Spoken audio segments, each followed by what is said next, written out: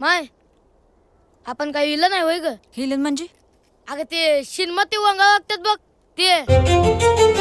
आपलं ठरलं ना मग, तुम्ही बस स्टँडच्या बाहेर भीक मागायची आणि आम्ही इथं. मग संत्या इकडे का आला? अरे संत्या लहान आहे, चुकून आला असेल की. ए संत्या, आता पुन्हा स्टँड भीक मागलास की बघ तंगड सोडीन तुझं. राहू दे. रम्या, तुलाही तिची बाजू घ्यायला रा.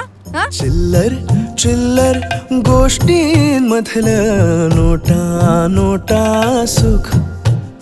पण मला शाळेत जावं असं लय वाटतं.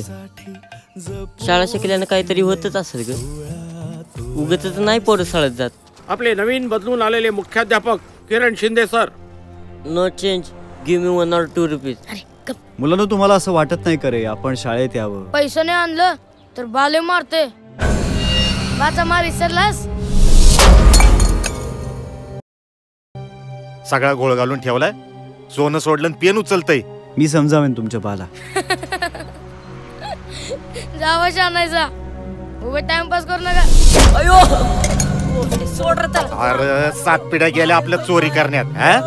पेन चोरून काय साहेब होणार आहेस होय? मला वाटतं तुम्हीच एकदा बोलून बघा ना त्यांच्याशी. अहो त्याचा बाप तो दिवसभर पिऊन टुल्ल असतो. नाही सर म्हणजे तुम्हाला असं म्हणायचंय की त्या शाळाबाह्य मुलांना मी शाळेत आणण्याचे प्रयत्न करू नये. ते तुमचं काय आहे ना, ते तुमचं तुम्ही बघा. आणि हे कोण म्हणतंय? तर आदर्श शिक्षक पुरस्कार विजेते शिक्षक. सर तेही फुकट नाही मिळालंय, मोल दिलंय त्याचं. अगदी मागेल तेवढं. सर या पोरांनी शिकायला पाहिजे. मला साथ देशील ना?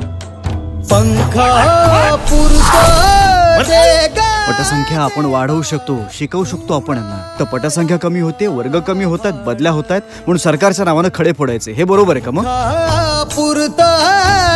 जनगणना मतदार याद्या आम्हालाच कराव्या लागतात. शिक्षक नाही हमाल बनवलंय आम्हाला. पगार दिसतो आमचा, त्यामागची परवड नाही दिसत.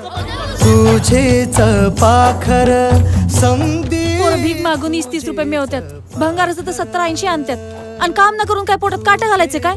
पाखर संधी तुझे. काय फरक आहे त्या पोरांच्यात आणि आपल्यात? सगळं सारखंच तर आहे की. पंखा पुरत आग तुम्ही लावाल आणि जळा आम्हाला बसतील. उडाया भाळ. शिक्षण काय फक्त पोटाची खळगी भरण्यासाठी नाही घ्यायचो. शिक्षण माणसाला माणसासारखं जगायला शिकवतो. जर तुम्ही जगत नाही आहात. तुझे